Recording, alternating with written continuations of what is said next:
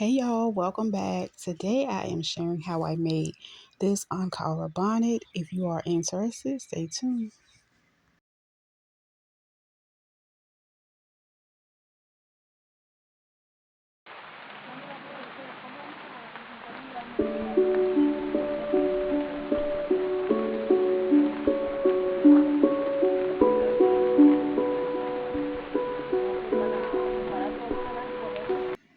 Okay, for this project, I have a piece of ankara that is about 26 by whatever, but I'm doing 26 by 26 to be able to make that 13-inch bonnet that I want by folding it. As you can see, you can use a template. I have them available. I will link them below.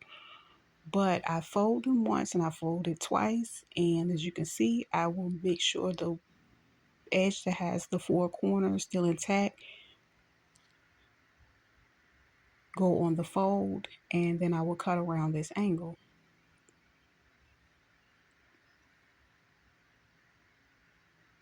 Once I have completed that, I will open them up, and the ankara piece, I'm going to look at it really well to make sure which side is the good side. And as you can see, I had to flip it a little bit to make sure, but yeah, that's going to be facing the shiny side of the satin. So I'm going to have both of the good sides facing one another. Then I'm going to take some clips, pins, or whatever it is you have to go around it. And what I will be doing is leaving about a 2-inch gap, and I will be sewing around the entire perimeter. Now, generally when I sew around the perimeter, I use a straight stitch, and I make sure when I begin it, I do a back stitch. And then of course I go ahead and stitch all the way around, not forgetting to leave that opening open. And also my seam allowance is about um, a 1/4 inch.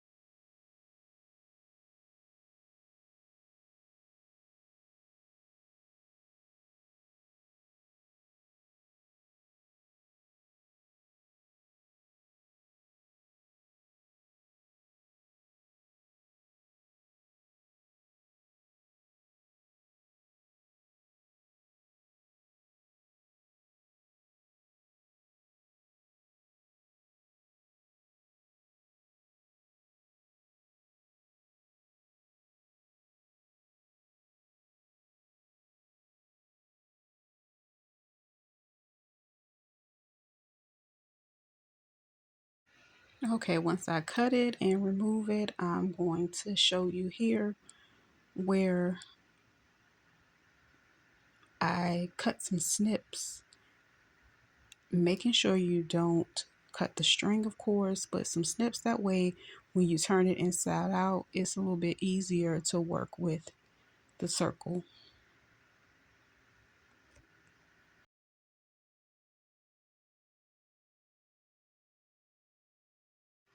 I decided to press it some because, of course, these fabrics were a bit wrinkled and a little difficult to work with. So now we're going to turn it inside out. Now you can press the seams from the inside of the garment like I did, or you can press the seams once you turn it inside out. That's up to you. And in this video, I did not do a whole bunch of skipping. I took my time so I can show you, more of the process instead of like speeded up clips, if that makes sense. So honestly, it takes a little bit of time and effort to turn this inside out because you don't want to tug or rip anything. And once you lay it out flat, getting those edges the way you need them to be, I basically pressed it once again.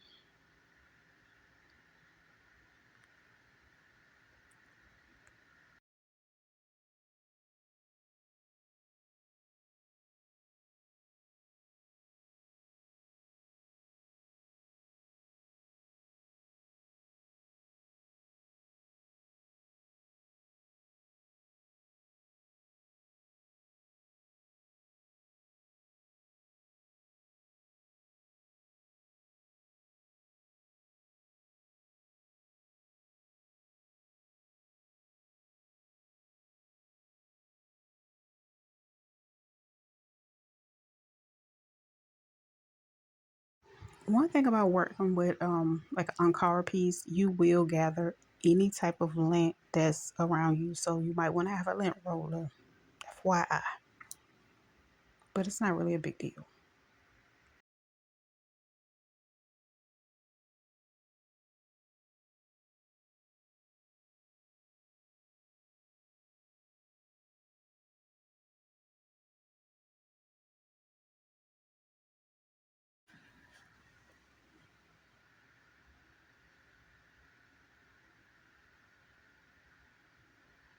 Okay, two more important pieces you're going to need is, of course, a piece of elastic that's about 19.5 inches and two large safety pins.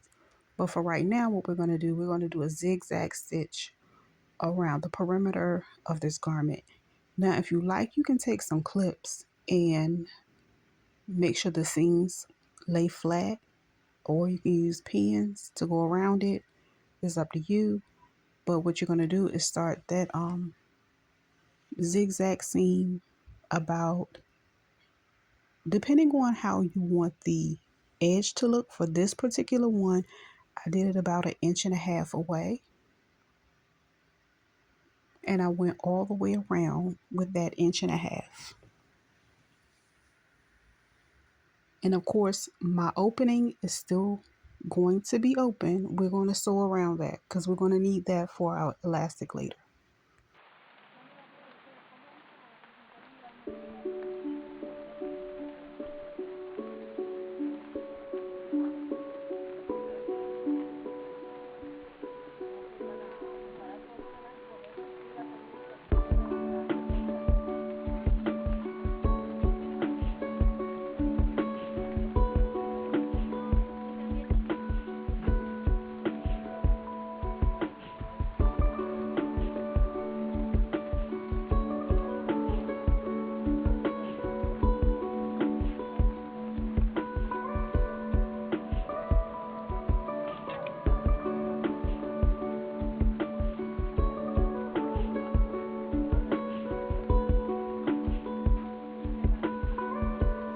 Okay, once you finish, of course, you want to clip your little strings. And as you can see, I've completed that one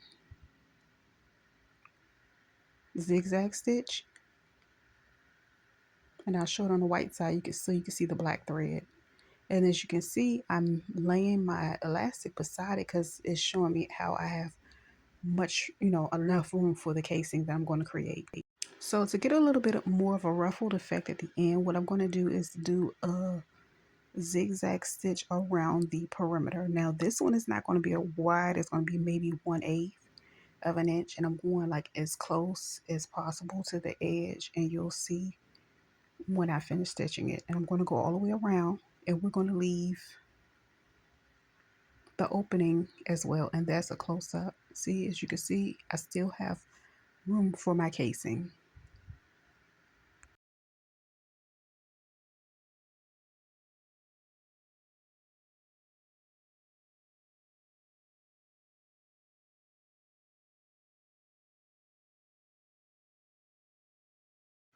And of course, we're going to snip that off. And as you can see my two different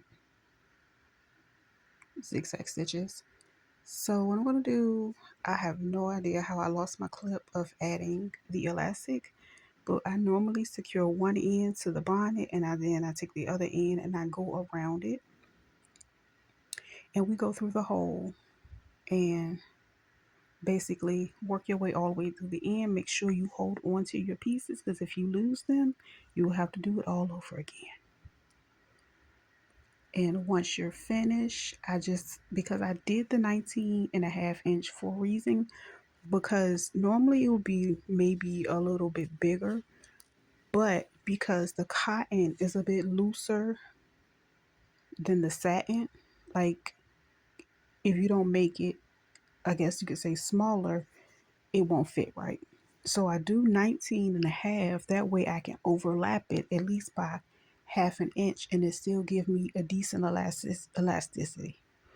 So I'm going to overlap these maybe a 1/2 inch, and then I'm going to zigzag across them about 3 or 4 times. That way you don't have to worry about the elastic popping, and the elastic that I use is very stretchy, okay?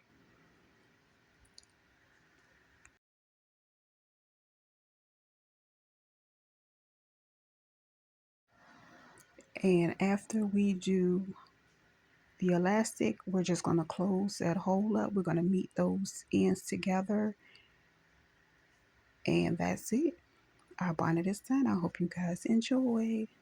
And don't forget to check us out at beautifulbonnetbabes.com, where you can find all of my bonnets, and also at beautifulbonnetbabes.etsy.com, where you can find patterns and sew alongs as well. Thank you for joining.